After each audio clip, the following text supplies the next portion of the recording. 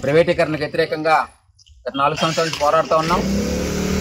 Package ఇచ్చామని చెప్పిన ప్రభుత్వం స్టీల్ ప్లాంట్ కార్మికులకు గత 6 నెలలుగా జీతాలు ఇవ్వకుండా వేలాది మంది కాంట్రాక్ట్ కార్మికుల్ని తమ ఇష్టారాజ్యంగా తొలగించడం జరుగుతూ ఉంది. దీనికి వ్యతిరేకంగా విశాఖపట్నం స్టీల్ ప్లాంట్ ప్రైవేటీకరణ విరమించుకోవాలని చెప్పేసి డిమాండ్ చేస్తూ రాష్ట్ర వ్యాప్తంగా ధర్నాలు చేయాలని చెప్పేసి రాష్ట్ర జేఏసీ పిలిపించింది. ఆ పిలుపులో భాగంగా విశాఖపట్నం స్టీల్ ప్లాంట్ ఉన్న పోరాట కమిటీ రేపు ఉదయం 8 గంటల నుంచి 12 గంటల వరకు పాతకాజోగ జంక్షన్లో ధర్నా చేయాలని పిలిపించింది. కానీ అత్యంత దుర్మార్గంగా గాజువాకలో ధర్నా చేసుకోవడానికి మేము పర్మిషన్ ఇవ్వం, మీకు పర్మిషన్ ఎవరిచ్చారు, మీరు మెసేజ్ ఎందుకు పెట్టారని చెప్పేసి స్టీల్ ప్లాంట్ పోలీస్ స్టేషన్కి మమ్మల్ని తీసుకురావడం అన్నది అత్యంత దుర్మార్గం.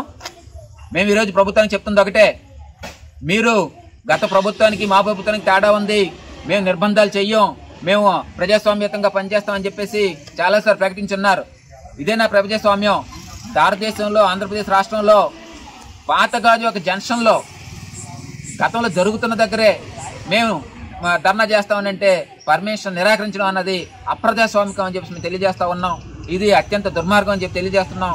కాబట్టి రేపు పెద్ద ఎత్తున ధర్నాలో కార్మిక వర్గం అంతా పాల్గొని తమ నిరసన తెలియజేయాలని చెప్పి కోరుతున్నాం. ఈరోజు విశాఖ ఉక్కు కర్మాగారం ప్రతిష్టాకరమైనటువంటి పోరాటం జరుగుతుంది. ఇవాళ రాష్ట్రంలో ఉన్నటువంటి ఎన్డీఏ కూటమి విశాఖ ఉక్కుని ప్రభుత్వ రంగంలో కొనసాగిస్తామని చెప్పేసి ప్యాకేజ్ ప్రకటించారు. ఆ ప్యాకేజ్ ప్రకటన దగ్గర నుంచి స్టీల్ ప్లాంట్ ఎంప్లాయీస్లో జీతాలు ఇవ్వకపోవడం, అలాగే కాంట్రాక్ట్ లేబర్ని 4500 మందిని ఇంటికి పంపించేయడం, పర్మనెంట్ ఎంప్లాయీస్ని కూడా విఆర్ స్కీమ్ ఇచ్చి పంపిస్తున్నారు.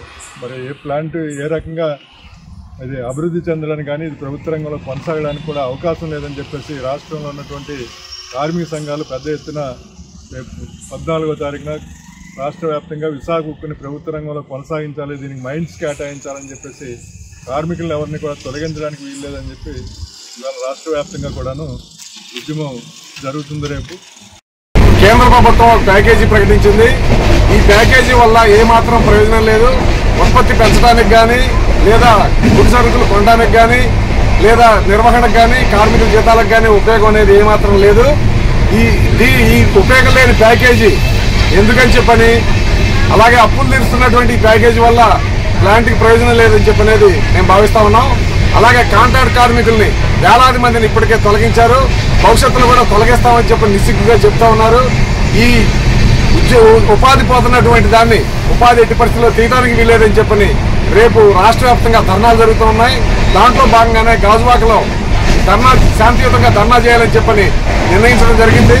తెలుగుదేశం పార్టీ ఎమ్మెల్యే ఒత్తిడి మేరకు ఈరోజు రాష్ట్ర ప్రభుత్వంలో ఉన్నటువంటి పోలీసు యంత్రాంగం మీకు పర్మిషన్ ఇవ్వమని చెప్పని పోరాట కమిటీ నాయకులందరినీ కూడా అరెస్ట్ చేయడం అనేది దుర్మార్గం. ఈ దుర్మార్గాన్ని కార్మికులందరూ కూడా వ్యతిరేకించాలని చెప్పని మేము కోరుతా ఉన్నాం. Don't forget to like, subscribe and share the videos.